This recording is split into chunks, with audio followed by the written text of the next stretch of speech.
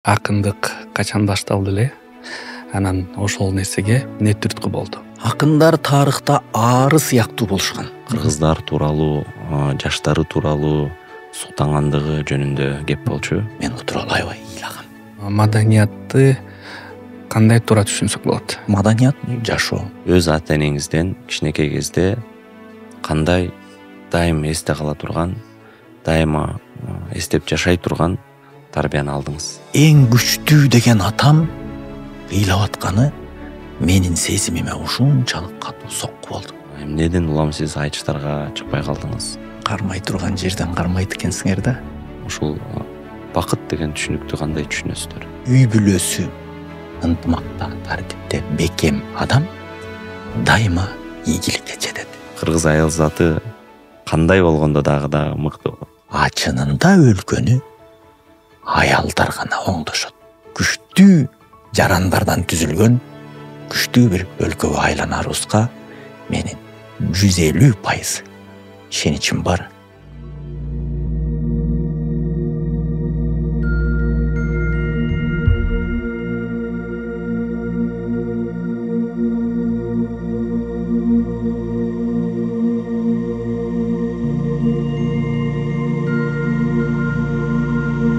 Ассаламу алейкум, кадырлуу көрүүчүлөрүбүз, эфирде Заман подкасты. Биз дайыма заманыбыздын эң бир мыкты алдыңкы инсандарын студиябызга чакырып, маанилүү баарлашуу түзгөнгө аракет кылабыз. Бүгүн да студиябыздын коногу өзгөчө бир адам. Бул маегибизди биз көптөн күткөнбүз. Балким биздин көрүүчүлөрүбүз, жалпы кыргыз эли күткөн десем жаңылышпайм. Учурдан пайдаланып, биз дагы өзгөчө бир ыраазычылыгыбызды билдирип айтабыз. Бүгүн студиябыздын коногу кыргыз эл акыны, белгилүү айтылуу Аалы Туткучев байкем. Студиябызга кош келдиңиз. Кош көрдүк. Учурдан пайдаланып, биз дагы ушул көрсөтүүбүздүн башкы демөөрчүлөрү Тоолор брендине чоң бир ыраазычылыгыбызды билдирип, бүгүнкү көрсөтүүбүздү баштайбыз. Ал байке, сизди ошол элибиз мыкты акын деп баарды билишет. Анан негизги акындык качан башталды эле? Анан ошол нерсеге эмне түрткү болду? Рахмат сурооңузга. Биринчиден элибиз мыкты акын деп билишет деп көңүлүмдү көтөрүп койдуңуз окшойт. Баягы комплимент айттыңызбы, калплимент айттыңызбы, бирок рахмат. Негизи андай болбосок дагы кулагынан чоюп туруп отур 5 дегендей көңүл көтөргөнүңүзгө. Экинчиден акындыктын башталышы, негизги жалпы акындыктын башталышын сураган болсоңуз, ал Манас атабыздын доорунда, Манас атабыздын жанында жүргөн Ырамандын ырчуулу деген болгон экен. Ошол жанында жүрүп, атабыздын эрдигин көрүп, даңазалап, ырдап, бүгүнкүгө жеткирип, бул акындыктын башталышы ошондо башталган.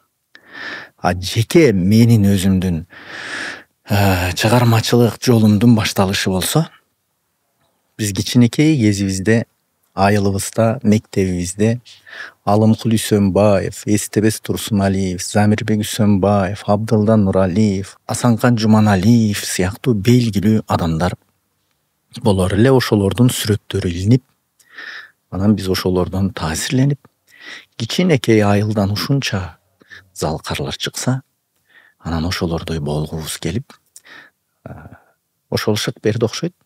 5 классымда биринчи жолу ыр жазгам. 8 классымда манас айтып көргөм. 10 классымда жамакта ырдап көргөм. Анан 2003 жылы биринчи жолу айтыш коомдук фондусуна бардым. 2005 жылы республикалык айтыш конкурсунда баш байге уткам. Ошондон бери аралашып калдым. Негизги тарыхта ошол акындын ролу кандай болчу эле? Анан мындай тарбия маанидеби же саясий маанидеби мындай кандай роль ойночу эле да? Акындар тарыхта ары сыяктуу болушкан. Арылар гүлдөн гүлгө учуп, конуп, алыстыгына карабай, ошол жерден чогултуп келип туруп бал жасап адамдарга берген сыяктуу. Ал кезде массалык маалымат каражаттарынын жоктугунан Акындар бир айылдан экинчи айылга, экинчи айылдан үчүнчү өрөөнгө кыдырып жүрүп, уккан, билген маалыматтарын кийинки айылга жеткирип ырдап жүрүп, жаңылыктан жаңылык, кабардан кабарды жеткирип, элди маалымат менен камсыздап турган. Мындайча айтканда, массалык маалымат каражаттарынын ролун акындар ойногон. Акындар коомдун агартуучулары болгон. Бул илгерки. Азыр ага муктаждык жок. Бизде маалымат алуу булактары өтө өнүккөндүктөн азыр акындарды бир көңүл ачуучу айтыштардан гана, концерттерден гана көрүп калдык. Мен дайым билем да, байкелерибиздин көптөгөн концерттерине барып жүрөбүз. Көп жактарда акындарыбызды алып байкемди көрүп жүрөм. Анан акындар өзгөчө ойлонушат, Деңиз байке. Ой жүгүртүүсү дагы аябай бат болот. Бир маалыматты мындай жакшы бат эстеп каласыздар да, менин баамымдачы. Ошондуктан негизинен акындардын ушул ой жүгүртүүсү кандай болот байке мындай? Сизден бир угалы өзүңүздөн бир ой жүгүрткөндө негизи эле ой сиздер үчүн кандай нерсе? Ой, биринчи ой деген сөздүн өзүн талкуулап көрөлү, анан ой жүгүртүүгө өтөлү. Жарайт. Эми билбейм, ар ким ар кандай болжолдоп түшүнсө керек. Жеке менин оюмда ой деген бул адамга Кудай тарабынан берилген бир курал, кылыч сыяктуу курал экен да. Эгер аны туура эмес жолго шилтеп алсаң, зыянын көрөсүң, а туура жолго шилтесең, пайдасын көрөсүң. Сезим айбанаттарда бар. Акыл периштелерде бар. Акыл менен сезимдин ортосунан жуурулушуп, жиптей болуп чыйратылып келип чыккан нерсе бул ой экен. Жакшы ойлонуу, жашоонун жакшы жактары, жараткандын бизге берген жакшылыктары жөнүндө ойлонуп олтуруу менен адам периштенин даражасына чейин чыга алса, жаман нерселерди ойлонуу менен айбанаттын даражасына түшүп кетет экен. А мындай караганда ой күлүк ат болсо, биз анын артындагы чегилген арабадабыз. Эгер ошол күлүк атты тизгиндеп, туура жолго багыттап, башкарып, көзөмөлдөп турбасак, ал бизди жолу жок аң дөңгө ала качып жөнөсө, артындагы арабада биз талкаланабыз. Демек, буну дайыма көзөмөлдөп, башкарып, жакшы жолго алып жүрүш керек экен. Анан жакшы ойлонгон адамдар, демек жан дүйнөсү жакшы адамдар жакшы ойлонот экен. Жан дүйнөң кандай болсо, сөзүң дагы, ырың дагы, оюң дагы ошондой жыттанат экен. Демек, жакшы адамдар гана башкалар жөнүндө жакшы ойлоно алат экен. Кудай бизди ошондой жакшы ойлонгондордун катарында кылсын. Ал эми акындардын ой жүгүртүүсүн, ар бир акындын ой жүгүртүүсү ар кандай болсо керек. Нурсултан байкагандай, кээде акындар бир тезирээк ойлонууга туура келет да. Илгери бизде кичинекей кезибизде чоң балдар эмне экестүүсүңбү деп дилдеп коюшчу да. Бир эле учурда ал ырдап аткан акындын ырын угуп, экинчи учурда ошол акынга кандай жооп берем деген ичинен ырын токуп, бир учурда ушул экөөнү чогуу жыйынтыктап алып кете алат да. Ошондой бир өзгөчөлүктөр болот. Анан жакшы ойлонгондор, жакшы адамдар көп болсун. Ошол ой жөнүндө сөз болуп калыптыр. Негизи акындар чындап мындай даанышман кишилер болушат. Анан Албайке, ошол жаштар эмне жөнүндө ойлонуш керек? Жаштар, жеке менин оюмда, жашоого койгон адамдын бир максаты болуш керек да. Себеби азыр максаты жок адамдарды максаттуу адамдар башкара турган заманда жашап атабыз. Убакыт тар. Мындай учурда жаштар бир максатты коюш керек дагы, ал максат эч качан адамдарга зыян алып келбей турган, тескерисинче коомго пайда алып келе турган максат болуш керек. А ошол максатка жетиш үчүн убакыт тар, өмүр кыска, жол алыс. Демек, бирөөлөр менен көңүл ачып, эс алып, же бирөөлөрдү ушакташып сүйлөшүп олтурууга убакыт жок. Бир гана максатка талпыныш керек, чуркаш керек. А максатын коюп алган адамдар максатка жетүүнүн жолдорун гана ойлонот. Демек, максаттуу жаштар максатынын өтөөсүнө кантип чыгуунун тегерегинде ойлонуш керек деп ойлойм. Өтө маанилүү. Мындай америкалыктар колдонгон көп сөз бар да. Today's reader, tomorrow's leader дейт. Бүгүн ушул китеп окуган адам, ушул китепке жакын болгон адам эртеңки күндүн лидери дегенди билдирет. Ошондуктан буюрса мына Албай экен өзү дагы ушул билим багытында көптөгөн ушул жаштарга, айрыкча ушул өзү төрөлүп өскөн айылда, ушул райондо, ушул облустук даражада, ушул республикалыкка чыгып көптөгөн биздин балдарыбыздын келечегине жакшы бир салым кошуп келесиз байке. Муну биз интернет мейкиндигинен көрүп окуп турабыз. Мына сиздер ушул жакшы ОРТдан болсун, жалпы мындай жакшы жыйынтыкка келген балдарга колдоо көрсөтүп, мотивация берип, дем берип, жакшы бир белектерди берип жүрөсүздөр жыл сайын. Жыл сайын аларга ушул мыкты мотивациялык байкем семинарларды өткөрүп жүрөсүздөр. Андыктан мында бир буюрса ушул кантип буга келип калдыңыз, бул дагы ушул ишиңиз кандай бир натыйжаларды берип атат, ошол тууралуу да бир аз сөз кылып өтсөңүз. Бир окуя бар го. Бирөө үйүнө дем салдыртайын деп молдо чакырыптыр да. Анан баягы кыргыздыкы өмүрү окубаган Куран китепти үйгө молдо келет деп туруп анан атайын алып чыгып текчеден айнеке коюп коюптур терезеге. Анан молдо келип үйдө отурат, дем саларда. Анан акча жатыптыр китептин жанында. Терезе ачык, жел жүрүп атат.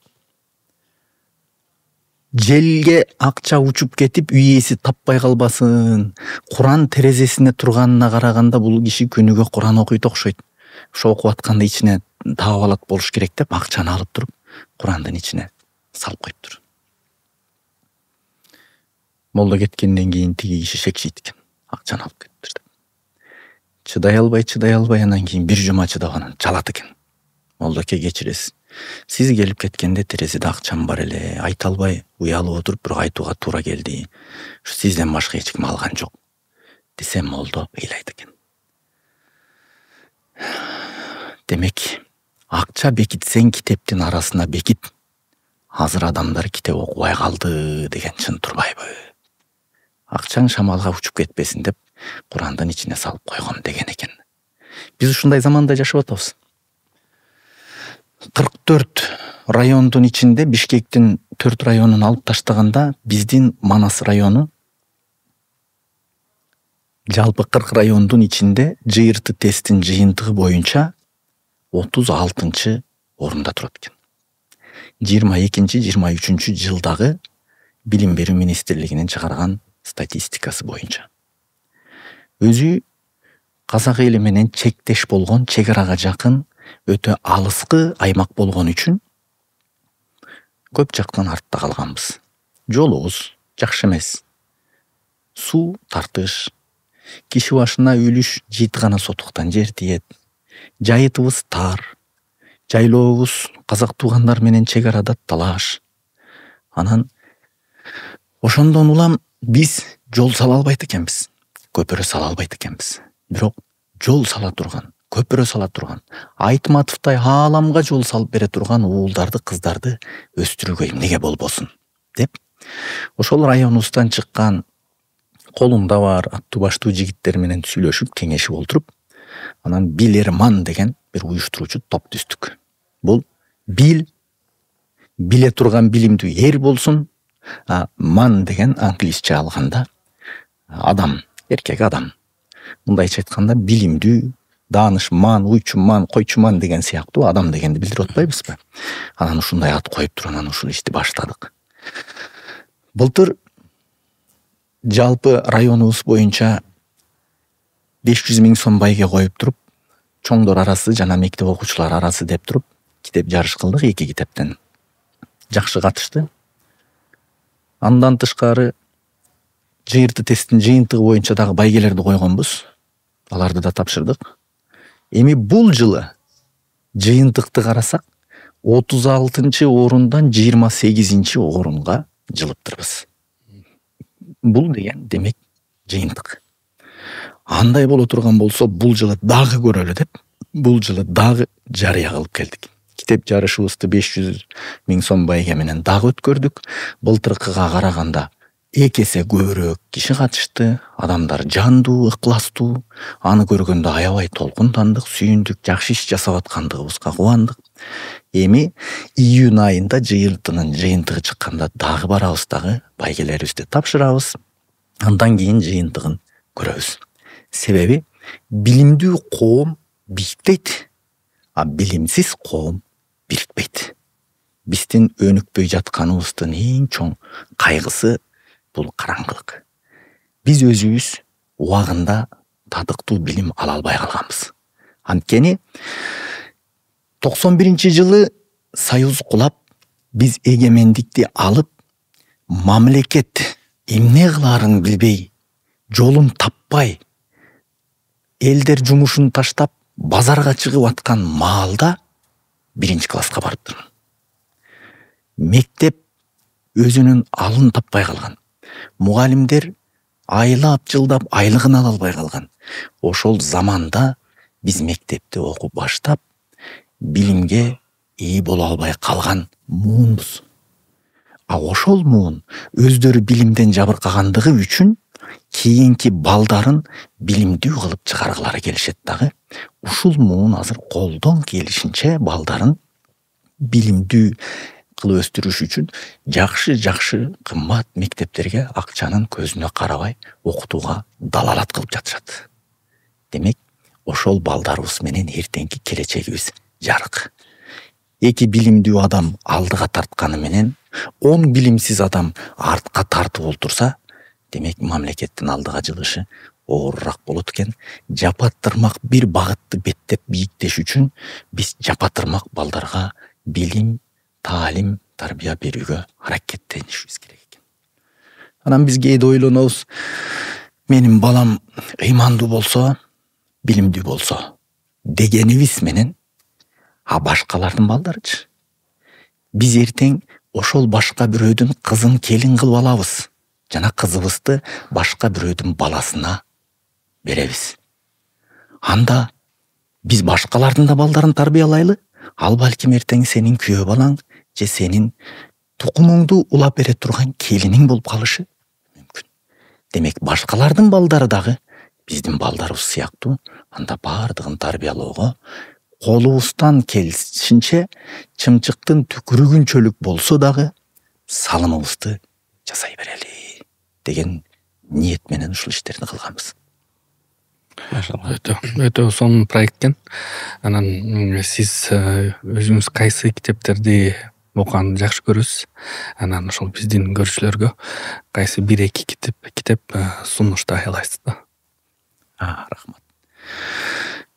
Мен негизи буга чейин көбүнчө адабий китептерди окучумун, тарыхый китептерди кызыкчумун. Анан кийинки күндөрү азыр биздин жан дүйнөнү ойгото турган ар кандай түрлүү психологиялык китептер чыгып атат. Азыр аларга дагы кичине кызыгып, баш багып окуп атам. Акыркы окуган китебим чоң китеп болуп калды. Асанбек Стамовдун Хан Дейиш деген китебин көптөн бери бир барактай албай жүрдүм эле. 900 беттен ашык турат экен. Анан ошону барактап олтуруп, көп ичинде ала турган маалыматтар дагы бар экен. Анан кээде ичинде адам таң кала турган дагы нерселер бар экен. Анан ушулардын баарын карап олтуруп, биздин жаштар дагы ооба заман өнүгүп атат, аалам өнүгүп атат. Ошонун жанында ушуларды кошо ала жүрсө аттиң деген бир ойго келип калат экенсиң да. Анан Чагылгандын көз жашы Касым Тыныстанов жөнүндө китепти дагы окуп чыктым. Ошондо Касым Тыныстановдун элибиздин тили үчүн, келечеги үчүн, жаштардын билимдүү болушу үчүн кандай азаптарды чегип, ак жеринен күнөөлүү болуп, биротоло жок болуп кеткендери, ушуларды окуганда көзгө жаш келбей койбойт экен. Анан бирок бизге бул эгемендик жөн эле жерден келип калбаптыр. Аталарыбыздын көз жашы, маңдай тери, каны, алар өздөрүнүн жанын найзанын учуна, кылычтын мизине байлап, анан ушул бизге жеткирип бериптир. Балким мекенибиздин кызыл болуп гүлдөп атышы ошол ата бабаларыбыздын тамчылаган канына сугарылган үчүн кызыл болуп гүлдөп атышы мүмкүн. Демек биз бул эгемендиктин баркын билип, кийинкилерге дагы ошондой илим, билим, жакшы маданият, адеп, ахлакты жеткирүүгө далалат кылышыбыз керек экенин түшүндүм. Акынбек Алып байке, ошол акындык жолунда кандай кыйынчылыктар болот жана ошол кыйынчылыктарды сиз өзүңүздүн жашооңузда кантип өтөсүз? Кыйынчылык ар бир кесипте, ар бир өнөрдө болсо керек. Бирок акындардын кыйынчылыгы ырдап аткан учурда биринчиден ырдын ылдамдыгы менен ойду чогултуп редакциялап, мындайча айтканда, жетише албай калышың мүмкүн. Анан кээде уйкаштык издеп кетишиң мүмкүн. Анан кээде бир жаңылыш сөздөр айтылып да кетиши мүмкүн. Ооздон чыгып кеткен сөздү кайра артка тарта албай, анан ошонун запкысын жеген учурлар көп болот. Анткени чуркаган адам чалынат, а сүйлөгөн адам жаңылат да. Демек, ырдап атуу учурда мурдатан обону чыгарылып, сөзү жазылып ырдалган ырды аткаруу бул башка болгону менен, ал жерде жамактап ырдоодо адамда кээде көп катачылыктар кетип калат. Анан бул учурда биз катачылык деп эсейбиз, кыйынчылык деп эсептейбиз буну. Болот Шерниязовдун бир айткан сөзү бар, мага ушул абдан таасир берди эле да.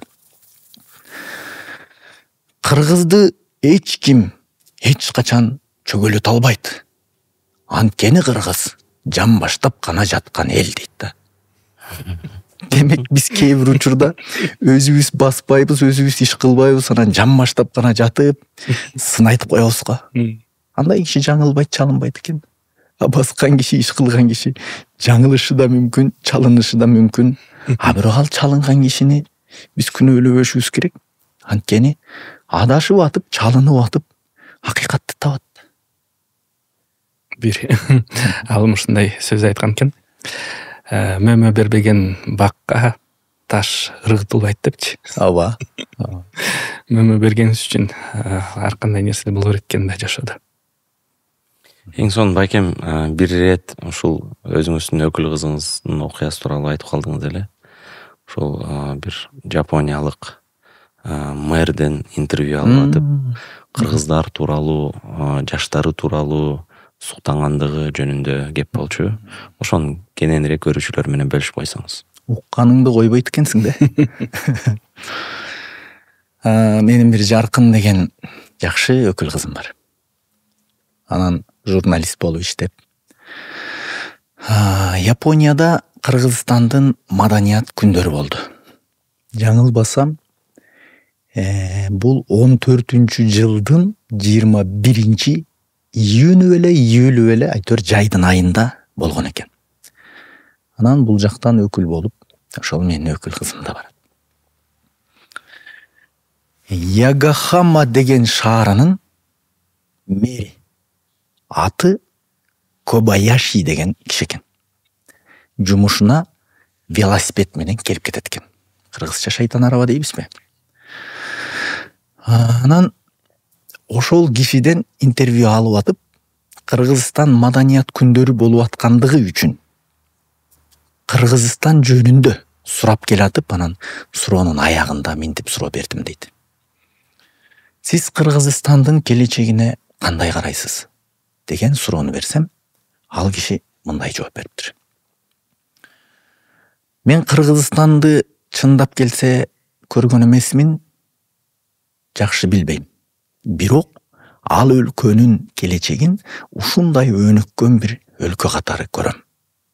Анткени мен Кыргызстанды билбегеним менен кыргызстандык Японияда иштеген жаштарды билем дептир.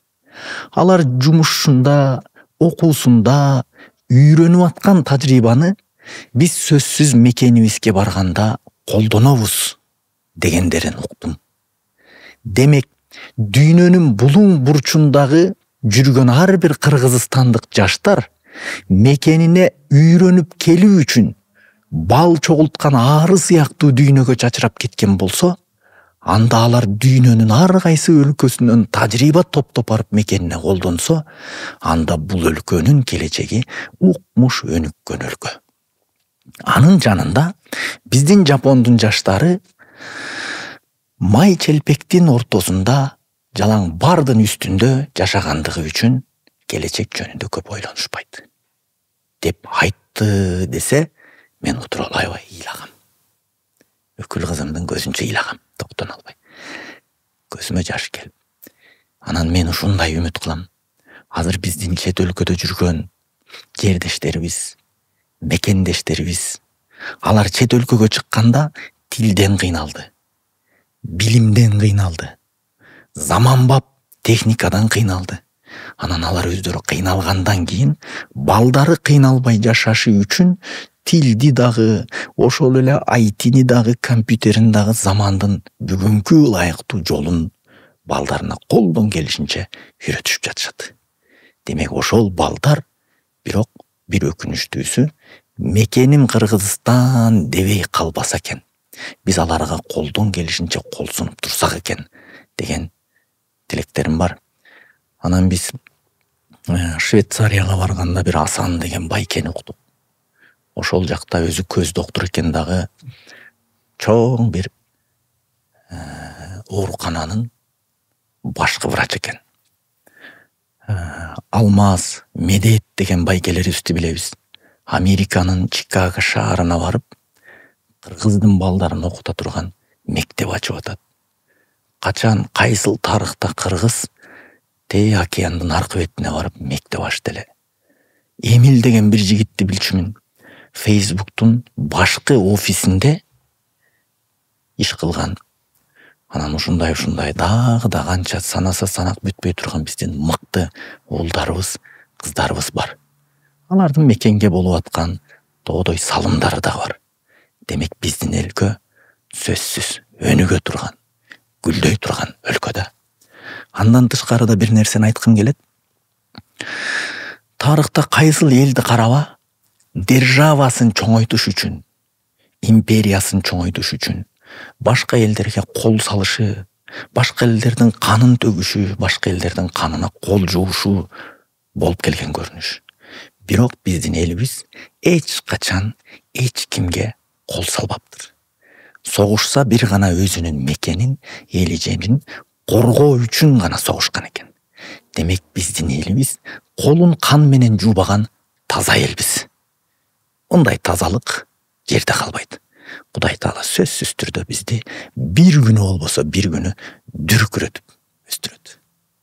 Себеби канчалаган бизден да чоң, бизден да көп, саны боюнча дагы көп элдер мамлекети жок, жери жок, герби жок болуп кетти. Бирок биздин элибиз аз болсо дагы саз болуп, эли, жери, герби, мамлекети, туусу сакталынып калышынын өзү бул Кудайдын бизге берип аткан мээрими, рахматы деп билишибиз керек. Ал беке, маданият жөнүндө сөз болуп калыптыр. Негизи ошол маданиятты кандай туура түшүнсөк болот? Себеби ар кайсы адамдар маданиятты ар кандай түшүнөт экен да. Негизи маданият деген эмне? Маданият деген бул жашоонун, адамзатты өнүктүрүүнүн тандалып чыккан бир жолдору. маданият бул жашоо. Маданият десе эле биз сөзсүз сахна анан ырчы деген бир түшүнүккө келип алдык. Жок. Дасторкондо отуруу маданият. Кеп маданияты деген бар. Бирөө сүйлөп атканда сөзүн бөлбөш керек. Ат бастыруу маданияты бар. Улуу кишилер ат бастырып баратканда жанынан татырактатып чаап өтпөш керек. Отуруу маданияты, экөөңөр олтурсаңар ортоңорго келип мен кысылып отуруп алганым, бул дагы маданиятсыздык. Ар нерсенин өзүнүн маданияты бар. Эшиктен киргенде оң бут менен аттап, чыгып кетип баратканда сол бут менен чыгып кетүүнүн өзү маданият. Үйгө киргенде коноктор менен учурашканда ар бири менен кол алышып учурашпай, жалпы мындай салам айтып учурашуунун өзү маданият. Анткени алар тамак үстүндө олтурганда сен эшиктен колуңду жууп келдиңби, жуубай келдиңби, бул адамдарга шек жаратып коет. Бул да маданият. Мындайча айтканда, маданият деген бул адептүү жашоо деп түшүнөм. Эми эң бир сонун байкем ушул жогоруда сиз дагы ушул буюрса биздин чет өлкөдө билим алып аткан жаштар Кыргызстанга ушундай бир келип кызмат кылса, ушул алган тажрыйбасын Кыргызстанды бир өркүндөтүү үчүн, гүлдөтүү үчүн колдонсо деген бир ойду бөлүштүңүз. Буюрса бирок ошондой адамдарды бир гана чет өлкөдө эмес, Кыргызстанда дагы, мисалы үчүн менин да балдарым бар, баарыбыздын балдарыбыз бар, Кудайга шүгүр.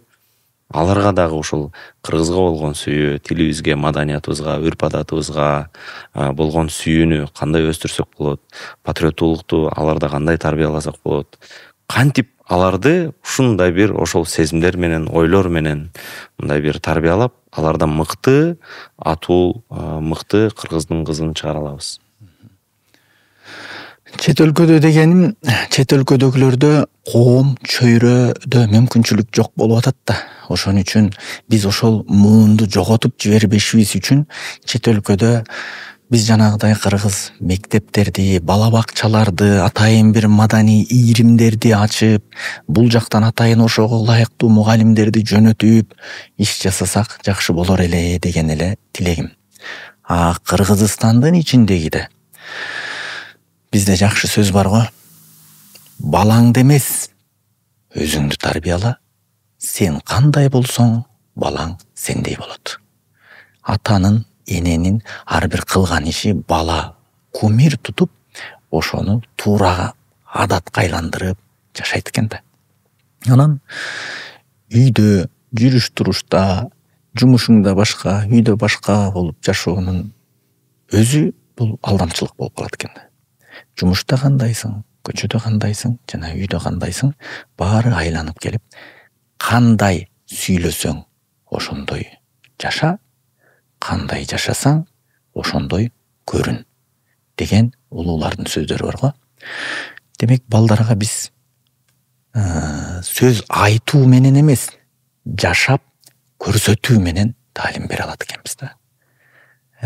Мисалы мындай келтирсек, биздин бир агайыбыз жакшы бир мисал келтирет. Ителги өзүнүн балапанын 40 күндүн ичинде уядан учурат экен. Бирок ителги эч качан балапанына отургузуп, минтип сабак өтүп сүйлөп бербейт экен. Көгүчкөндү кармап келип туруп аскадан жерге таштап, кайра учуп бараткан көгүчкөндү учуп келип туруп ийилип кетип үйрөтөт экен, көрсөтөт экен. Миң уккандан бир көргөн деген сөз бар го кыргызда. Аны көргөн балапан ошону туурап ата-энесин бат эле үйрөнүп кетет экен. Карышкыр өзүнүн күчүктөрүнө баш тоголотуу деген ыкма бар.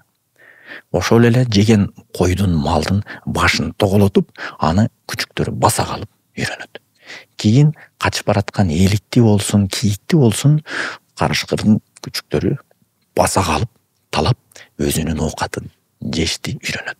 Карышкыр дагы күчүктөрүн тизип коюп туруп, аларга сабак өтпөйт, сүйлөбөйт, ал жашап көрсөтөт. Бир гана адам баласы өмүр бою сабак алууга муктаж экенбиз. Жаныбардын баардыгы кандай төрөлдү, ошондой жашоосун үйрөнүп кете берет экен. Бир гана адам өмүр бою окушу керек, үйрөнүшү керек. Демек, биз балдарга айтып дагы, бирок анын жанында көбүрөөк жашап көрсөтсөк дагы жакшыраак болот. Демек, аны үйдө биз колдонушубуз керек. Эмне үчүн болбосун, Нурсултан комуз үйрөнсө, балдарына кечинде жумуштан чарчап келгенде комуз чертсе, келинчеги бала бакчада баласын алып күндүн ысыгында чарчап келатканда алдынан комуз менен тосуп алып ырдап берсем эмнеге болбосун. Балдар ошону көрөт, үйрөнөт. Албаке, сизде канча балаңыз бар? Анан балдарыңыз кайсы нерселерге кызыгып атат? 2 уулум, 2 кызым бар. Кыздарым азырынча кичинекей. Уулдарым эр жетип келатышат. Улуусу ошол ата сиздей болгум келет дейт. Бирок кээде мен көргөн кыйынчылыктарды карап, ушуну балам көрбөй эле койсо деп ойлоном. Бул ойлоном, бирок тыйбайм. Эми өзү билсин. Бала да дагы далай өзгөрөт көз караштары. Дагы жүрүп коомдун өтүшү, замандын өтүшү, анан ошол айланасындагы коомдун таасири аркылуу балким дагы ойлору жүз өзгөрөт. Кыскасы тыюу жок, бирок багыт көрсөтүп коюу биздин милдет.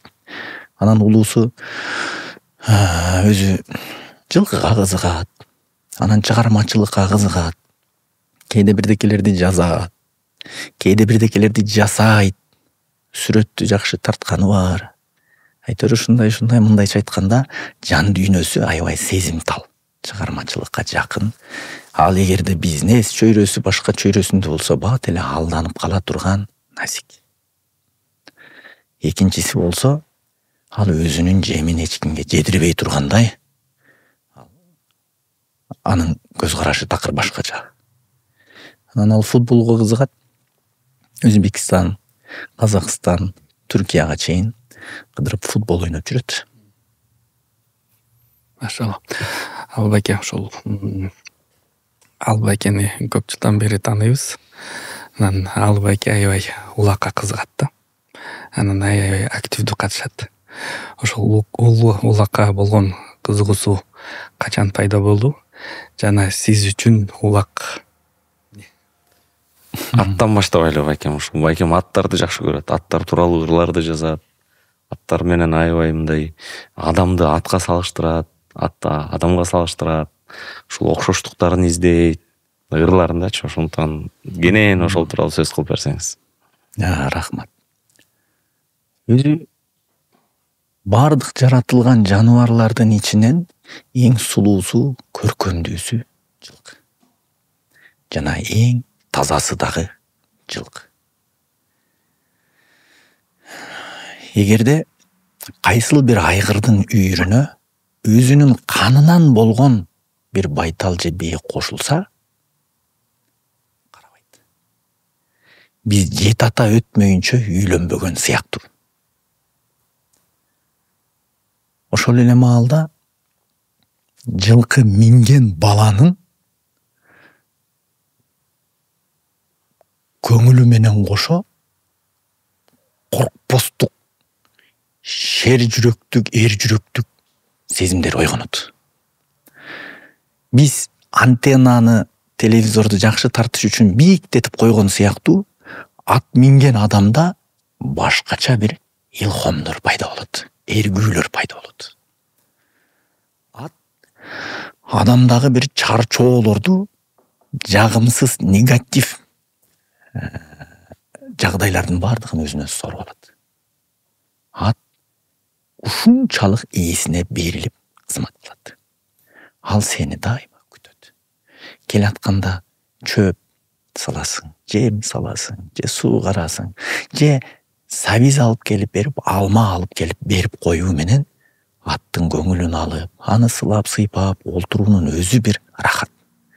Ат чөп жегенде кырт деген үн мээге массаж. Азыр бир трендке айланып жүргөн бир сөз бар. Ат минсең оорубайсың, бирок ат менен оорусаң айыкпайсың дегенчи. Мен силерди дагы атка кызыктырып оорутуп коюш үчүн айтып коеюнчу ушул нерселерди. Анан ат өзүнүн ээсине ушунчалык берилүү менен кызмат кылат. Бирок ушул сапаттар кээде бизде жок. Ат кызганчаак болот. Кайсыл эл кайсы жаныбарды бакса, мүнөзү ошого окшош болот. бүтүндөй пайгамбарлардын тарыхын окусаңар, кичинекей кезинде козу баккан, кой баккан, алар ошол үчүн сүзбөгөн, теппеген, момун жаныбар болгон үчүн ал пайгамбарлар дагы адамдарга пайда алып келген берекелүү адамдар болушуптур. Айрым учурда кээ бир элдерде бар, алар башка жаныбар багат, ит багат жана башка. Алар ошондой. Бирок биздин элибиз жылкы баккан үчүн жылкы мүнөзбүз. Арыктасак Россияга чейин барып иштейбиз. Семиргенде киши жолотпой тепкилеп калабыз. Бирок жылкынын жакшы мүнөзү бар, ал кызганчаак болот. Пайгамбарыбыз саллаллаху алейхи вассалам хадиси бар, кызганбагандар бейишке кирбейт. Дегенде биз бир гана аялын кызганууну түшүнүп калбашыбыз керек. Ыйык нерселерди, элиңди, жериңди, мекениңди, диниңди кызган. Ошондо кызгануудан барып патриоттуулук, патриоттуулуктан барып баатырлык жаралып чыгат. Демек, биздин ата-бабаларыбыз кичинекей мекенибизди жоодон кызганып жүрүп, жет атабыз жаткан топурагынын үстүнөн душмандын буту баспасын деп коргоп сактап жүрүп, бизге ушул бүтүн келечектүү, күнөстүү, жаркыраган мамлекетти калтырып берди да. Анткени алар өмүр бою жылкы багып, жылкы мүнөз, мекен сүйөр, кызганчаак болушкандыгы үчүн. Анан ошол себептен улам мен жылкыны жакшы көрөм. Улак жөнүндө. Улак бул кыргыздардын жоокерчилик заманда жигиттерди эр жүрөктүүлүккө, мекенди коргоого, ден соолугу чың болууга даярдалган армиялык бир жагдай көрүнүшү да. Көкбөрү чабууда адам ийкемдүү болот. Ошол эле маалда шамдагай болот, чапчаң болот. Демек, бул биздин көкбөрү оюну, ат жабыш оюну. Демек, ат үстүндө шамалдай ойногон шамдагайлыкты, жигиттерге кан айландырып, кан жүгүртүп, дайыма ден соолукта болууну үйрөткөн бир оюн. Анан бүгүнкү күндө бул биздин жөн гана хобби деп коет го. Көңүл ачып, кейде бир энергияларды чыгарып, терс энергияларды тура турган бир оюнубуз ата-бабаларыбыздан калган экен. Эч кимге зыяны жок. Ойногон жигиттердин ден соолугуна пайдалуу оюн.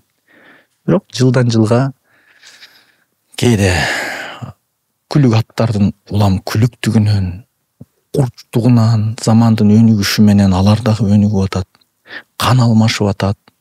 Анан кичине оюн тартиптери катуураак дагы болуп кетиши мүмкүн. Бирок анын баары калыпка салынып, эрежеге салынып, азыр баары эле жакшы болуп келатат. Эң сонун Алуу акемден бир ыры жагат да магачы. Чакан жөнөкөй сөз менен, тил менен айтылган, бирок аябай бир баалуу, мыкты ойду камтыган. Сөз мындай, ыр мындай: тегирмендин чоң паарасы жалгыз жатса бул кайгы, жалгыз жаткан ошол таш жалпай талбайт курайды. Эки чоң таш эгер бириксе, талкан кылат буудайды. Дал ошондой сыңары күч бирдикте турбайбы деп. Мына ушул элибиздин күчү, ынтымагы, биримдиги тууралуу дагы көптөгөн ырларды жазасыз. Элибизди ошол нерсеге үндөйсүз өзүңүз. Биз буга абдан сыймыктанабыз. Бирок ушул сөздөрдү айтуу үчүн дагы демек мыкты сезимдер, ойлор керек. Жан дүйнө ошого түрткүсү келет. Ошол биримдик жөнүндө дагы бир эки сөз айтып койсоңуз. Ооба. Ошол ырды дагы кошумчалап коеюн, Жарайт. Мына 5 манжа турат 5 бөлөк, беттесе душман чыргылат. Жалгыздап турса күчү жок, жандаса зөөкүр тындырат. 5-өсүң эгер бириксең, анда бир койгон жерин сындырат. Демек биз ушул жумулган колдой биримдикте бололу деген дагы жерлери бар болчу. Албетте, биримдик, күч бирдикте. Бардык нерсени биз биримдик менен жеңет экенбиз. эгерде футбол талаасында дарбазасы жок болсо, ар ким топту ар кайсыл жакка тебе берсе, бир дагы голго туш болбойт экен, упайга туш болбойт экен дагы, баардыгы ээс болуп чарчайт экен. Жок, алар биригип туруп бир багыттуу дарбазаны беттесе, анда алар ийгиликке жетишет экен да. Демек, биз биримдикте болгондо гана бир багытты беттеп, бир тарапты багыт алсак, анда бизде сөзсүз өнүгүү болот экен. Кээде байкайсаңар, үйдүн же машинанын ачкычы. Эгер ал жалгыз болсо, жоголот. Ага кошумча дагы бирдекелерди, бир лок бирдекелерди кошуп илип койгондо, же дагы бир 2-3 ачкычты илип койгондо, ал жоголбойт. Эмнеге? Биримдиктин күчү. Эгер биздин алдыбызда турган жол башчы болгон адамыбыз бир деп эсептесек, биз Кудай алдында өзүбүздү нөлбүз деп эсептесек, ошол астыбыздагы адамдын аркасына туруп берсек, биз 1000, балким миллион болобуз. Жок, ар бирибиз өзүбүздү мындай сезип кетсек, 0,0001 болобуз. Демек, ар бир өзүнүн орду менен, чеги менен анан бир жерге бириккенде, бизде биримдик, ынтымак болсо, биз сөзсүз ийгиликтердин неченин багындыра алат экенбиз. Анткени бир машина бузулуп калса, ал машинаны балким мен дөңгөлөгүн оңдогонду жакшы билем. Нурсултан моторун оңдогонду жакшы билет. А балким анын аба кирүү системасын Дениз байке жакшы билет. А үчөөбүз бириксек, бир машинаны бат эле курап коебуз да. Элибизде биримдик болушун, ынтымак болушун дайыма тилейбиз. Анан эми азыр заман ушул, кээде той топурга чакырып калат го. Кээде бошойбуз, кээде бошобойбуз, шартка байланыштуу. Анан түндүк менен түштүктүн кызы үйлөнүп аткан болсо, сөзсүз барам да, аракет кылам. Бошогонго. Эмнеге? Анткени ал экөөсү бирин-бири сүйүп үйлөнүшкөнү менен артында ата-энелерде каада салт аркы берки боюнча бир аз түшүнбөстүктөр обязательно деп коебуз, сөзсүз түрдө болот. А ошол нерсени жайпап, таңазалап көтөрүп кетиш үчүн сөзсүз түрдө барам. Бу дагы болсо, биздин элибиздин бири-бири менен аралашып ынтымакта, биримдикте болушуна кошуп аткан бир салымым деп ойлойм. Байкем, Дениз байке, ушул мыкты бир ойчулдун сөзү эсиме келип отурат. Ар бир адам өзүнүн бактылуу күндөрүн келечекте издейт экен да. Келечекте мындай болсо, акча тапсам, бай болсом балким, же ушул ишти бүтүрүп алсам, же ушул кызматка келсем, мен бактылуу болом деген ойдо адамдар жашайт экенбиз. А бирок дейт, чыныгы бактылуу инсандар дейт, ушул бир карап өзүнүн өмүрүнүн аркасын караган кезде өзүнүн эң бир бактылуу күндөрүн көрө алыш керек дейт да. Мындай жакшы бир мыкты адамдарга пайдасын алып келип атканын, мыкты иштерди аткарганын бир көрүп адам өзгөчө бактылуу болот дейт негизичи. Эми пайгамбарлык дагы пайгамбарыбызга 40 жашында келген экен. Мына байкем, сиз дагы пайгамбар жашындасыз. Мындайча айтканда, ошондуктан мындай чыныгы азыр бир даанышмандуулук, мындай статуска келип отурасыз да. Көп нерсени көрдүңүз. Анан сиз дагы ушул жашооңузду бир аркаңызды караган кезде өзгөчө нелерди эстейсиз? Кайсыл, балким кыйналып, бирок ошол азыркы учурда сизге ошол аябай таттуу, берекелүү болгон нерселер бар. Ошол тууралуу дагы бир аз бөлүшүп койсоңуз. 40 жашында адам өзү бышып жетилет экен да, толот экен. Ошон үчүн пайгамбарга 40 жашында пайгамбарлык берилсе керек. Бирок кээде биздин кыргыздарыбыз бизди өзүбүз алдайбыз да. 63 жашты пайгамбар жаш. Ой, али пайгамбар жашка жете элекмин деп коебуз. Демек, мага окшогон 40-ка чыкса деле акылы толо элек, быш элек адамдар ушундай шылтоолорду айтат окшойбуз да. Анан өзү адамга келген ар бир жакшы күндөрдү кийин эстегенде аттиң деп эстейт экенсиң. Аттиң. Ошондой жакшы күндөр эле өтүп кетиптир. Адамга келип аткан кыйынчылык күндөрдү кийин эстегенде шүгүр, ошол күндөрдөн кутулдум деп эстейт экенсиң. Демек, артты карап олтуруп, биз кээде жакшы күндөрдү ай аттиң ошондой күндөр дагы өтүп кеттир дегенибиз менен артта өтүп кеткен кыйынчылык күндөргө шүгүр, ошол күнгө караганда бүгүнкү күнүм алда канча бактылуу. Кечеги күн өттү, кетти. Эртеңки күнгө жетер жетпесибиз арсар. А бүгүнкү күн биздин чыныгы күнүбүз. Анда бүгүнкү күндү азыр жана ушул жерде бактылуу жашап коюш керек экен да. Анан Нурсултан Майназаров деген элдин баары тааныган, билген, сыйлаган, барктаган жигит. А Денис Пышкин дегенчи, кыргызды мындай кой, орусу кошо сыйлаган. Ошондой кадыр барктуу аалымдар менен катарлаш, тизелеш, тизгиндеш жүргөн жигит. Анан ушул эки киши мени эфирине чакырып монтип баарлашалы деп атса, ушундан өткөн бакыт барбы? Балким үйдө отуруп аялың менен чай үстүндө баарлашып отура албай урушуп кетесиң. Мындай кишилер менен баарлашып отуруп, демек бакыт ушул. Анан арттагы өткөн күндөрдү карап кылчайып, ошол күндөрүм бакыт эле, анан азыр деген күндөрүмдү көп деле эстей албай койдум, Нурсултан. Албайке, көп жылдан бери намаз окуйсуз.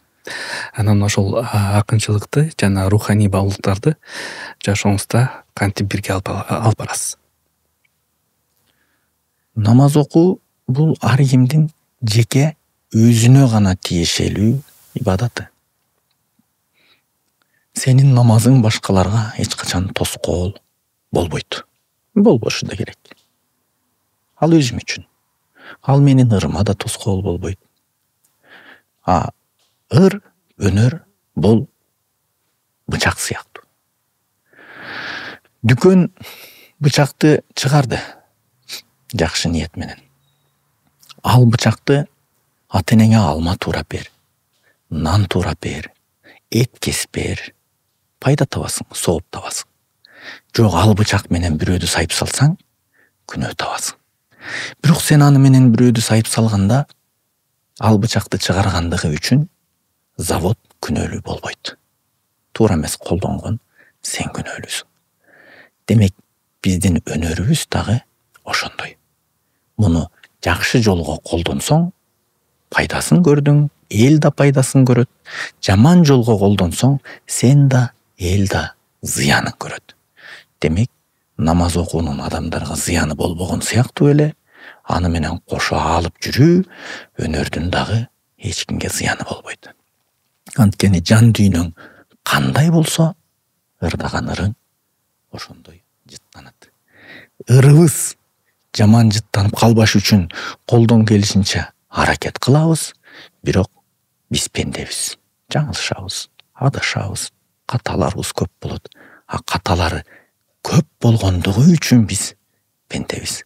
Анткени Алла Таала кечиргенди абдан сүйгөн зат болгон үчүн өзүнүн пенделеринин жаңылышып, анан кайра келип кечирим сурап турушун каалайт экен. Биз дайыма келген конокторубузга көбүнчө Денис байке менен байкасам, мындай биз сыйлаган, эл сыйлаган адамдар чакырабыз да. Анан үй бүлөлүү адамдарды көбүнчө чакырат экенбиз. Ошондуктан байкем көптөгөн үй бүлөлөргө өрнөк болуш үчүн сизге да бул суроону берели. Сиз балдарыңызда кандай кыргыздын баалуулуктарын тарбиялап өстүрүүгө аракет кыласыз? Негизи эле балдарыңызды кандай үстүнөн келгенде тарбиялайсыз жана өз ата-энеңизден кичинекей кезде кандай дайым эсте кала турган, дайыма эстеп жашай турган тарбияны алдыңыз? Бир аз бөлүшүп койсоңуз. Мен бир окуямдан айтып берейин да.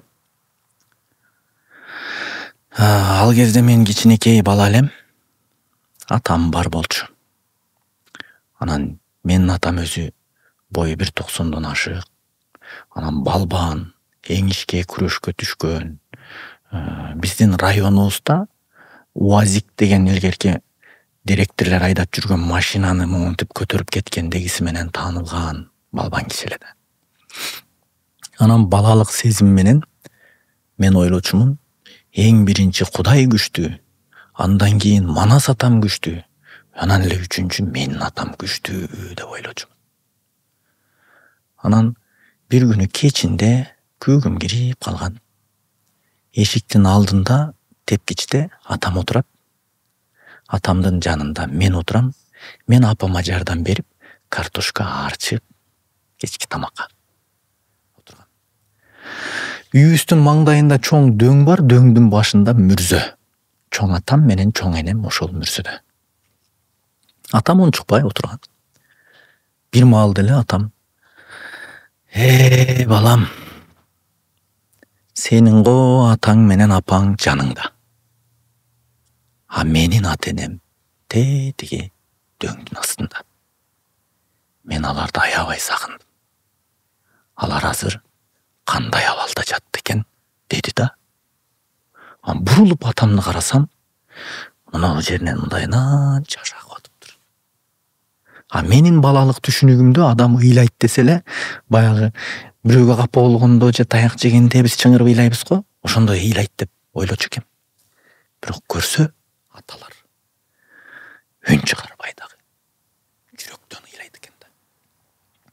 Ошондо атамды бурулуп карап алып, атамдын ыйлап атканын көрүп, эң күчтүү деген атам ыйлап атканы менин сезимиме ушунчалык катуу сокку болду. Менин атам да ыйлайбы деп, атамды аябай аяп кеттим. Кучактадым, кош ыйладым. Бир күнү сагынган учур келет экен. Анан азыр атамды аябай сагынам. Анан сагынганда айылга барам, мүрзөсүнө барам, кадимкидей сүйлөшөм, жеңилдеп калам. Анан үйдө атам китептерди аябай көп окучу. Анан бизге көп жомоктордон, окуялардан айтчу. Атына мени учкаштырып алып, анан көп сөздөрүн сүйлөп айтып берчү. Баарын эстейм, сагынам. Анан мен китеп окуй баштадым. Атамдын китептерин барактасам, атам тамеки чегип атып китеп окуп, анан тамекинин күлүн барактардын арасына түшүрүп деле минтип барактап кете бериптир. Мен өзү тамеки чеккенди аябай жаман көрөм. Бирок атамдын тамекисинин күлүнүн жыты мага ушунчалык жагымдуу болду. Атаңдын өзүнүн караанын мындай кой, жытың мындай кой, күлү. Анан китептерин карасам, маанилүү сөздөрдүн алдын сызып окуптур. Атам китеп жазган жок. Азыр бизге акыл айтпайт. Жок. Бирок окуган китептериндеги маанилүү сөздөрдүн алдын сызуу менен бизге дагы деле сабак берип атат. Демек атам ушул нерсеге маани берчү турбайбы? Анда мен ушундай болууга аракет кылбаймбы? Деп бүгүнкүгө чейин ойлоном. Анан бир күнү балдарым ойноп атат. Карап отурам. Анан мен мынтип ойлондум. Балам, силер али жашсыңар да, билбейсиңер. Бир учур келет. Силер да мен атамды сагынгандай мени сагынасыңар. Ошол кезде менин караанымды эмес, ырдаган ырларымды, жазган ырларымды интернет бетинен издеп, сагынганда угуп, көрүп кала турган убакыт келет. Ошондо балдарым менин кандай ырымды угуш керек. Мен азыр өлдүм, талдым, сүйдүм, күйдүм, сенсиз жашай албайм бирдеке деген ырларды ырдашым керекпи? Эртең балдарым таалим алып угуш үчүн. Же балдарыма сабак боло турган ырлардан ырдашым керекпи? Азыр менин көзүм бар болгон үчүн, колдо бар алтындын баркы жок болуп, балдарыма бул нерсе таасир бербеши мүмкүн. Бирок бир учурлар келет, булар таасир берет. Ошол үчүн мен азыр жеңил желпи мындай ырларда эч качан аткарбоого, ырдабоого аракет кылам. Өзүм үчүн эмес, ошол балдарыбыз үчүн түз жүрүүгө, тетири баспоого аракет кылам. Демек ушул жасап атканымдын бардыгы балдарыма атам мага тарбия бергендей тарбия бере алсам экен деп кылып аткан аракетим деп билем. Түшүнүктүү байкем. Машалла. Эми жалпы элдин оюнда болгон дагы бир сурообуз бар дейбиз байкем экөөбүздүн. Бул суроону аттап өтпөсөк, биздин көрүүчүлөрүбүз дагы таарынып калышы мүмкүн. Ушул жалпы журтубуздун дайыма ушундай аалы акын, көптөгөн кыргыз казак айчтарын жеңүүчүсү, кыргыз республикалык айчтарын жеңүүчүсү эмне үчүн көптөгөн жылдар бою айчтарга чыкпай калды? Ушул биз карап өтсөк 8-9 жыл болуп калыптыр. Эмнеден улам сиз айчтарга чыкпай калдыңыз? Ошону айтып берсеңиз. Кармай турган жерден кармайт экенсиңер да. Бул тема мага аябай оор тема. Жүрөгүмдү тилип, канатып кете турган тема. Анын өзүнүн бир себептери бар. Эми ал айтыла турганда сөздөр бар, айтылбай тургандагы сөздөр бар. Ошон үчүн мен муну көп жерде айткым келбейт. Силер элестетсеңер, мен мектепте алгебра, геометрия деген сабактарды жакшы окуй алган жокмун. Анткени багытым акындык өнөр болгондон кийин мектептен баштап адабиятты, тарыхты жакшы окууга аракет жасадым. Демек, мектеп учурунан баштап мен акын болууга даярдандым. Институтту 5 жыл окудум. Ал жерде дагы акындык боюнча үйрөндүм. Жашоодон тажрыйба топтодум. Эми быштын, эми ырдап, эми айтышка чыгам деген кезде айтышты токтотууга туура келди. Анын бир нече себептери бар. Бирок аны мен айткым келбейт. Айткан сайын ыйлагым келет, эстеген сайын ыйлагым келет, жүрөгүм тилинет. Ушунча бир өмүр даярданып келип туруп, анан аны токтотуп коюу мага оңойго турган жок. Көңүлүм чөктү. Өзүм чөктүм. Депрессияга кабылдык. Башка бирөө болсо балким ичип кетмек беле, чегип кетмек беле. Кудайды таанып калгандыгыбыз үчүн бул нерседен араң-араң сакталып калдык. Ошол учурда мени ошондой абалдан, жагдайдан көк бөрү оюну сууруп кетти. Атка алаксыдым, көк бөрүгө алаксыдым. Мен ошон үчүн көк бөрүнү жакшы көрөм. Атты жакшы көрөм. Алар мени сууруп чыкты. Ошол кезде менде ушундай ой пайда болду. Ат менен сүйлөшөм, ат менен сырдашып отуруп, адамдарды жакындан тааныган сайын атты жакшы көрүп баштадым деген ойдун тегерегинде көп ойлондум. Анткени атка сырыңды айтасың, ал башка эч кимге айтпайт. Бүгүн дагы жүрүп отуруп 9 жыл аралыгында ошол нерсенин баарын унутуп жөнгө салып, анан азыр эми унутуп келаткан жараны кайра сиздер тырмап атасыздар да. Бирок өнөр бир гана айтыш менен чектелип калбайт экен. Бул айтыш деген акындык өнөр чоң бутак дарак болсо, айтыш өнөрү анын бир болгону бутагы. Андан тышкары эл ырчысы эстебес тобу менен 7 концерт иштеп чыктык. 7 концертибиздин 2 концертине 2 президент келип, көрүп отуруп, катышып, колдоп, буну баарына жайылтыш керек деп, керек болсо биздин эстебес тобуна бир автобус белекке берип кетти. Мурунку ажобуз.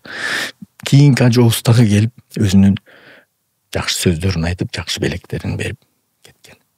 Бул деген сөз, демек биздин койгон концерттерибиз президенттер келип көрө турганчалык деңгээлде жакшы болду деген сөз. бир эле концертибизди элдин суроолору менен 11-12 жолу кайталап бердик.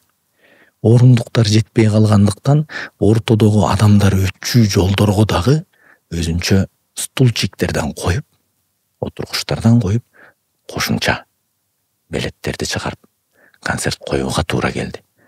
Андан тышкары жакында Раймалы Бегимай деген мюзикл коюлду Кыргыздарда биринчи.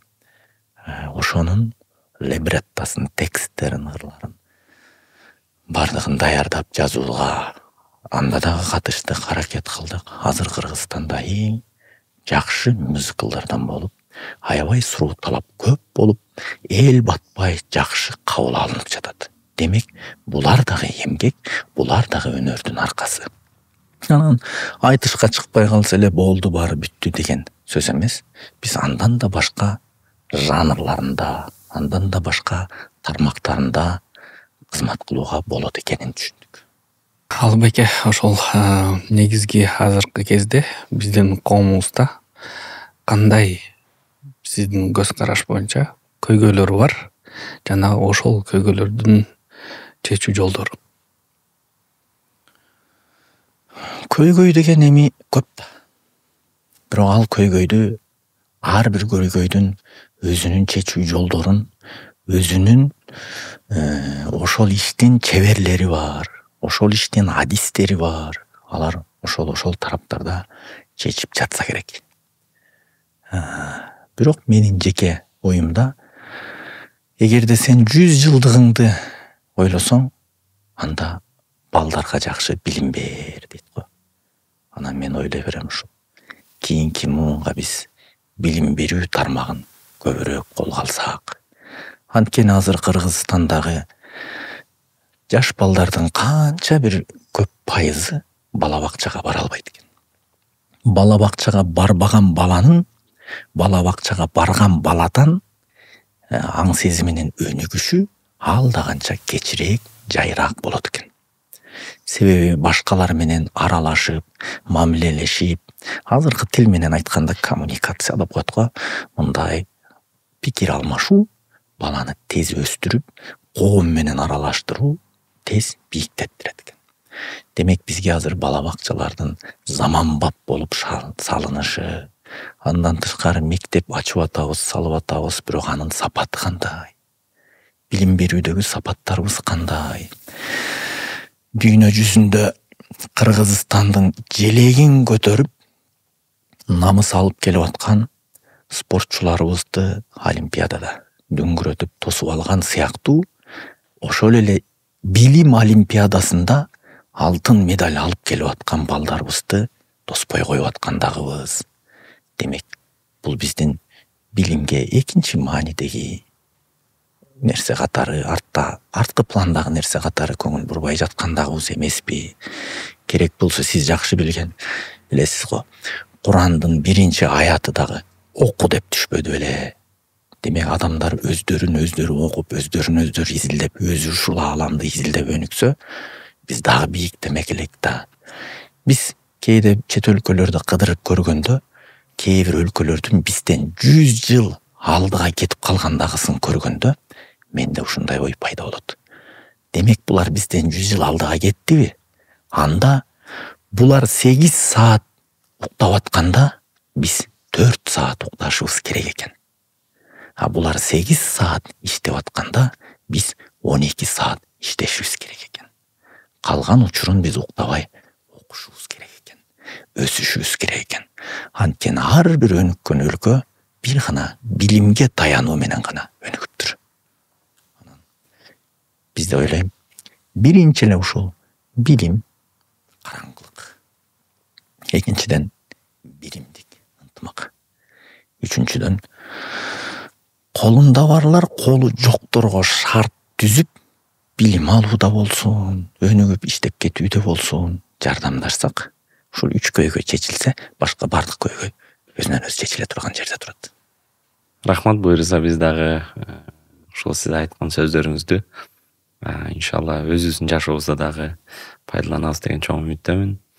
Анан негизинен эле акындар түрдүү ойго батат, түрдүү сезимдерге батат.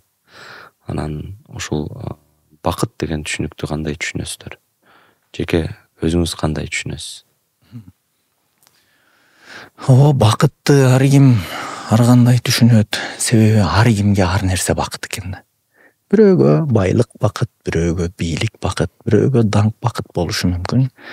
Бирок мен бул көп жылдан бери эле ушул нерсени айтып келем.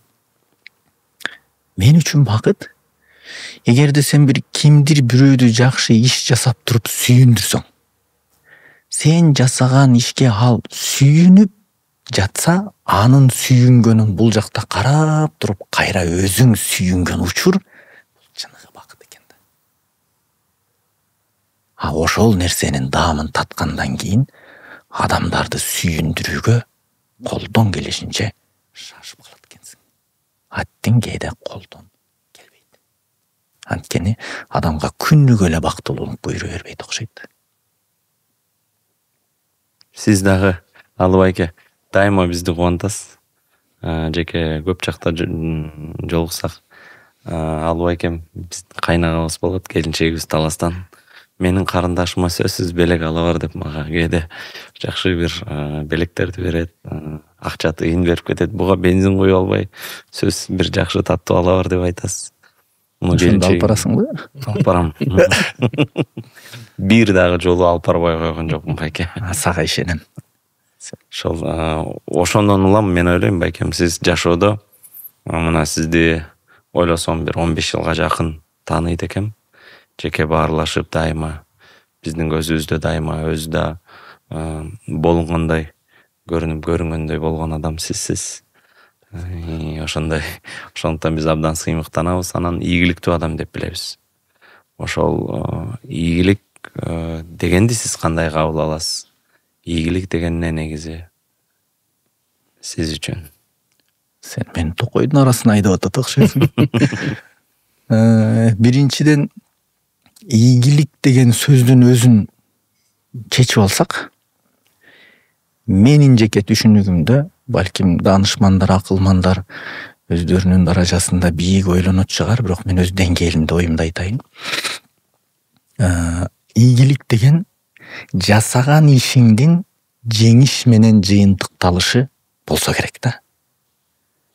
Андай боло турган болсо, жеңишке жетиш үчүн сөзсүз тыл бекем болуш керек. Тылы бекем адам жеңишке жетет.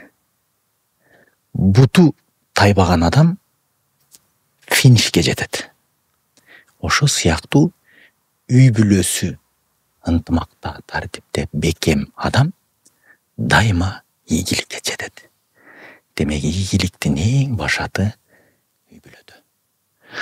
Сен эртең менен бир иш менен аттанып чыгып атканда, үй бүлөң, жарың, биз ачкалыкка чыдайбыз, бирок тозоктун отуна чыдабайбыз.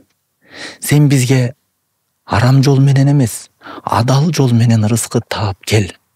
Анткени сага ишенем. Сен аны кыла аласың деп артыңдан дем, күч берип турса, биздин эркектер тоону тешип, ташты чайнап туруп, кайра кум кылып түкүрүп коюуга күчү жете турган эркектер.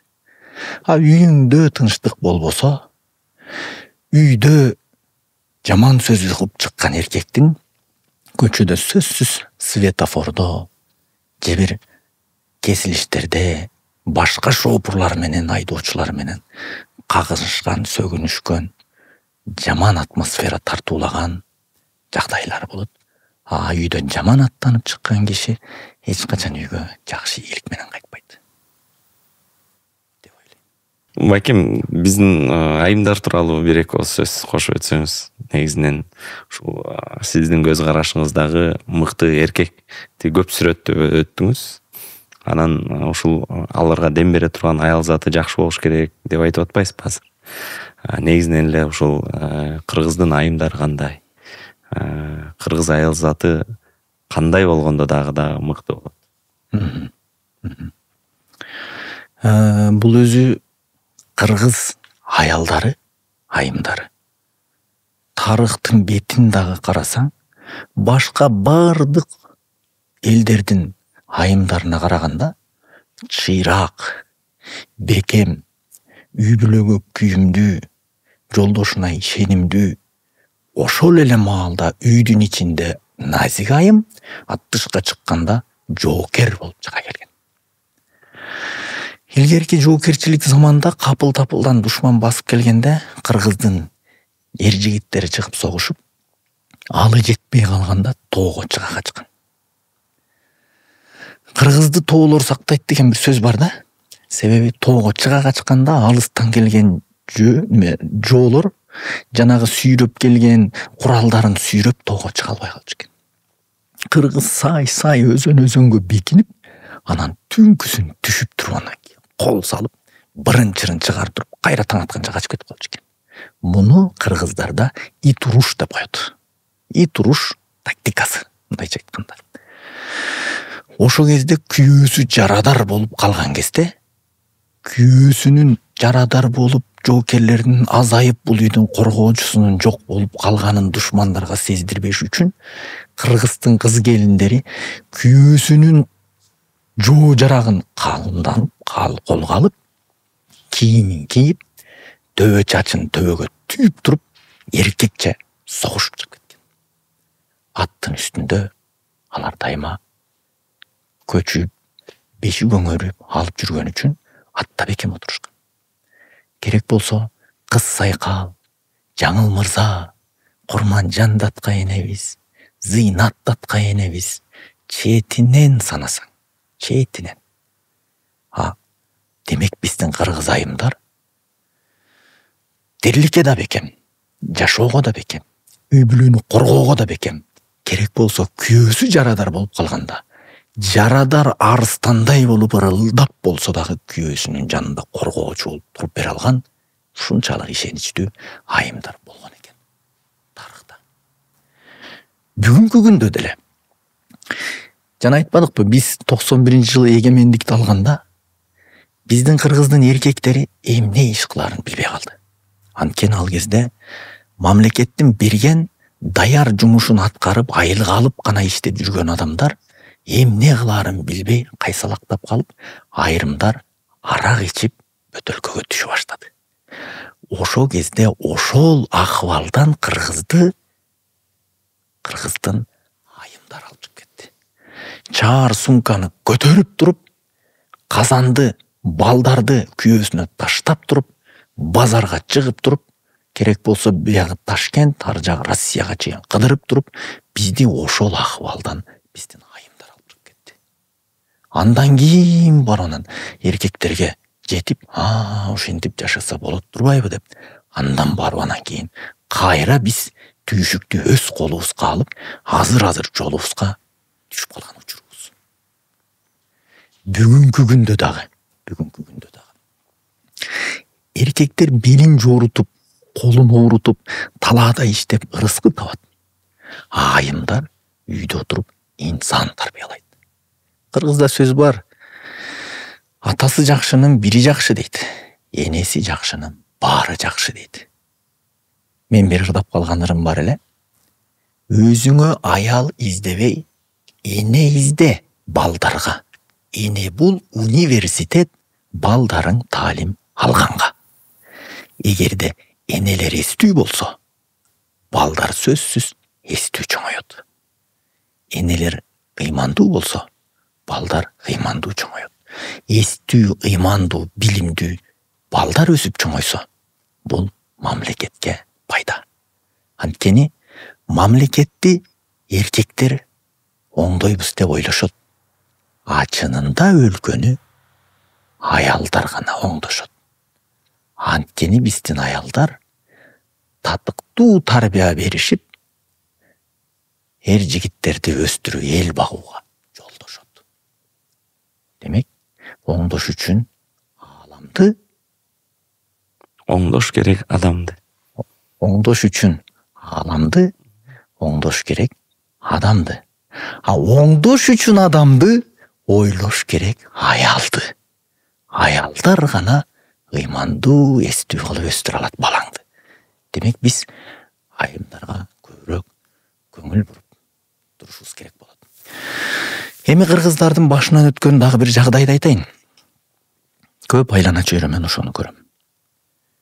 Жаш кезде, жаңы үйлөнгөн кезде жигит куру намыска алдырып, мен үйдүн кожоюну, мен башкарам, андан эч ким бийлик талашып, бийлик сураган деле жери жок. Бирок бул куру намыстын аркасы менен аялына кордук көрсөтүп жүрүп, ичип келип жүрүп, аялынын нервин жеп жүрүп, 50 жашка чыкканга чейин аялынын нервинин жарымын жеп коет экен. Бирок ал аял жаш болгон үчүн 50 жашка чейин нервинин жарымын сактап калат экен. 50 жаштан кийин эркектин энергиясы азайган кезде жарым нерви желип калган аял кайра күйөөсүнүн нервин жеп баштайт экен. Баягы жаштыгы өтүп 50 жашка чыгып калган эркек анан аялы нерв жеп баштаганда көтөрө албай калат экен дагы. Эркек тез эле өлүп кете берет экен. Ал жөн эле өлүп кетпей, балдарына жарым жартылай нерви жок, ден соолугу кеткен, оорулуу бир энени калтырып кетет экен. Кийин ал бала чет өлкөгө чыгып окуюн, бир нерселер үйрөнөйүн десе, апасы жарым жартылай оорулуу.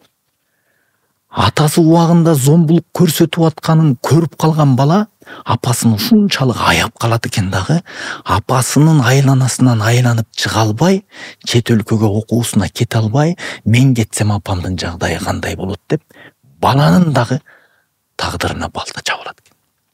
Ошентип аталар өзүнүн кыска жашаган аз келгенсип, балдарына оорулуу эне калтырып кетет экен. Биз концерт бергенде, айтыштарга чыкканда биздин көрөрмандарыбыздын көбү улуу апалар, аталар. Бирок залды карасаң, залдын 97% апалар болушу мүмкүн, бирок 3% аталар болушу мүмкүн. Аталар кайда? Деген суроо туулат. Ошон үчүн бул элдин башынан өткөн нерсе, биз аны көрдүкпү? Ага биздин көзүбүз жеттиби? Анда биз балдарыбызга татыктуу эне калтыралы дагы, өзүбүз дагы ошого татыктуу узак жашоого аракет кылалы. Ал үчүн биздин айымдарыбыз ааламда жок, керемет сонун айымдарыбыз бар. Ошолорду колдоп коштоп алышыбыз керек. Кудай сактасын. Эгерде дүйнөдө атомдук согуш башталып, жер мындай тегиз болуп кете турган болсо, көп элдер жашоосун жоготот. Бирок Кыргыздын кыз келиндери, үй бүлөсү жашап кете алат. Анткени бир үй бүлөнү алып барып туруп, тоого эч ким жок жерге таштап койсоң, уйдун тезегин көң кылып кышкага камдайт. Күндү кыркып туруп боз үй тигет, кийим тигет, терини алып туруп тон тигет, уйдун терисин бутка чарык кылып тигет. Кыскасы, жоктон барды жасап чыга алат. Муну Кыргыздын айымдары гана жасап кете алат. Башка бардык улуттун айымдарын таштап көр, паникадан жок болуп кетет. Демек биздин айымдар ааламда жок, керемет заттар. Ошол заттарды бизге насип кылган Кудайга миң мертебе шүкүр. Бакем, сиздин бир ырыңыз бар эле. Ушул интернет мейкиндигинде абдан популярдуу. Менин атам сеникинен жакшыраак деген. Ошол ырыңыздан балким бир аз окуп берсеңиз, бөлүшүп койсоңуз.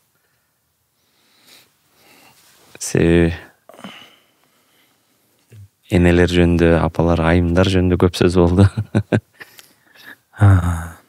Ата деген бул өзүнчө бир чоң тема. Мен аны жатка айтайын десем жаңылып кетип, элдин угуп аткан ыкыласын бузуп албаш үчүн окуп айтып берейин, Темасы менин атам сеникинен жакшы эле.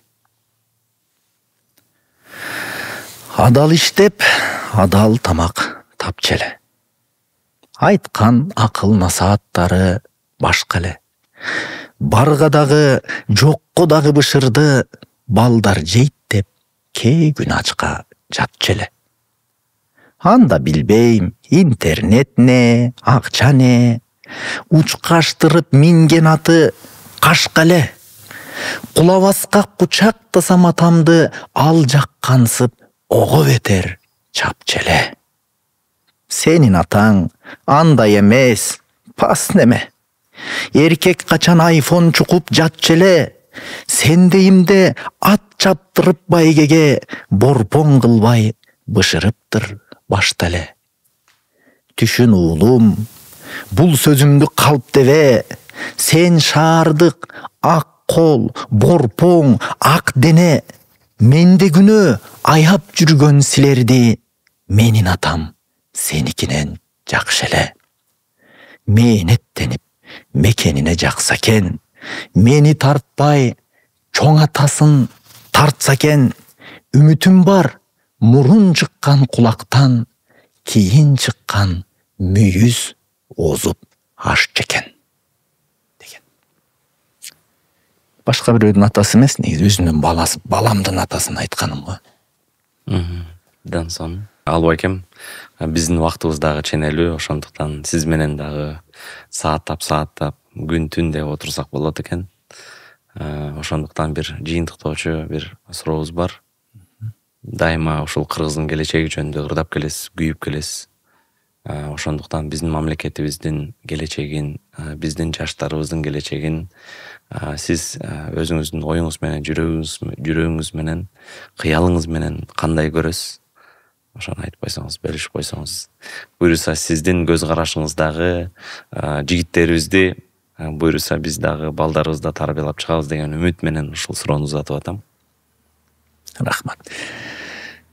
Биздин мамлекеттин келечегин Кудай буйруса илимдүү, билимдүү, ыймандуу, адептүү жаштар менен өнүгүп, өркүндөгөн, башкаларга көп жагы менен үлгү болуп, башка адамдар агылып келип, ушул жерден канча рахат алып, эс алып кете турган бир өлкө катары көрөм. Буга себептер. Биринчиден, жана айтпадымбы? Биздин эл башка элге кол салып, колун кан менен жуубагандыгы үчүн сөзсүз түрдө өсө турган эл деп.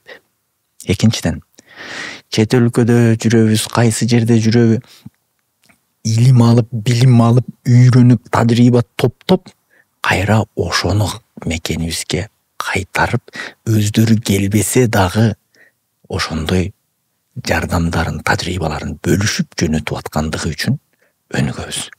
Үчүнчүдөн, алманын курту бар го, мындай караса деле тамак, мындай караса деле тамак да. Ал ордунан кыймылдабай, айланасы тамакка курчалып жаткандыгы үчүн курттун күчү жок. Анын жанында карышкыр 1 ай, 20 күн, 15 күн ачка, ырыскысы табылса жеп, табылбаса ошого шүгүр деп, бирок өзүнүн ырыскысын жанталашып, үгүрүп жүрүп, чуркап жүрүп, алышып, талашып жүрүп тапкандыгы үчүн ал көкжал. Циркке дагы ойнобойт. Талаанын көкжалы. Эң күчтүү, сүрдүү жаныбар. Демек, биздин дагы мекендештерибиз башка өнүккөн өлкөлөргө салыштырмалуу кыйналып жашап, өзүнүн оокатын мээнет менен, эмгек менен издеп таап, керек болсо чет өлкөлөп кыдырып, ырыскысын издеп таап, илим билим үйрөнүп жаткандыгы үчүн биз күчтүү жарандардан түзүлгөн күчтүү бир өлкөгө айланарыбызга менин 150% ишеничим бар. Жана ошону Кудайдан тилеп, сурап жашап келатабыз. Чоң рахмат. Байкем, ушундай убакыт бөлгөнүңүзгө ыраазычылык билдиребиз. Биздин дагы убактыбыз соңуна чыгып калды. Учурдан пайдаланып, биз Толор брендинен бир белегибиз бар. Атайын жана жогоруда абдан жакшы айтып калдыңыз байкем, кыргызды Толор сактайт депчи. Ошондуктан бул биздин ата мекендик өндүрүш, ата мекендик бренд. Муну ушул Толор брендинен биздин демөөрчүлөрүбүздөн белек кабыл алып коюңуз. Чоң рахмат. Бул Толор менимче Симон Кубайкеники болсо керек эле. Ал кишини да жакшы тааныйм, жакшы билем. Мыкты киши. Эл жер үчүн, мекен үчүн кызмат кылсам дегендердин бири. өзү бийикке чыккандар алысты көрөт. Демек тоолор дегенине караганда киши ушу тоонун башында алысты көрүп, анан арканды кенен таштап жакшы иштерди жасап атат окшойт. Ишине ийгилик. Баарыбыз бийикте эле. Рахмат сиздерге. Анан учурдан пайдаланып, биздин досторубузга, даамдуу досторубуз Додо пиццага ыраазычылыгыбызды билдиребиз. Жана ушул эфирлерибизди биз Лувр эмерек салонунда тартабыз. Келип көрүп, өзүңүздөрдүн үйүңүздөргө, офисиңиздерге жакшы бир эмерек алып кетсеңиздер болот. Алып экем, чоң рахмат. Абдан күтүп сизди. Жакшы бир убакыт бөлүп бердиңиз. Адам баласы үчүн азыр эң баалуу нерсе бул убакыт. Мен ойлойм, буюрса бул эфирибиз дагы көптөгөн жылдар бою алыста болгон мекендештерибиз дагы, Кыргызстанда болгон жалпы жаштарыбыз дагы, улууларыбыз дагы сиздин бир үнүңүздү угуп, ойлоруңузду угуп, абдан кубанды деген үмүттөмүн. Жеке биз дагы кубандык. Чын айтсам, байке эфир башталганда сизди карап не суроо береримди да билбей, оюмду жоготуп, Айтор буга чейин мындай болгон эмес. Ошондо кайын журттан сүрдөп турган жакшы. Айтор, сизге терең ыраазычылыгыбызды билдиребиз. Чоң рахмат байкем. Рахмат, бар болуңуздар.